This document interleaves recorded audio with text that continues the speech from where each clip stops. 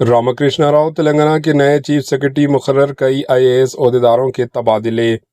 रामकृष्ण राव तेलंगाना के नए chief secretary मुकर्रर किए गए हैं।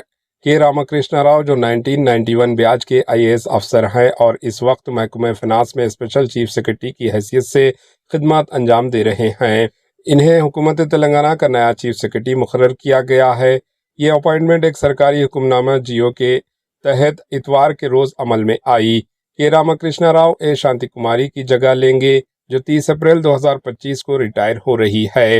रामकृष्ण राव ने तालीम और सेहत के शोबों में भी नुमायां क़ियादत की है और मुत्तहदा आंध्र प्रदेश में ज़िले आदिलाबाद और गुंटूर के कलेक्टर और डिस्ट्रिक्ट मजिस्ट्रेट के तौर पर खिदमत अंजाम दी है। Bureau report, AHN news.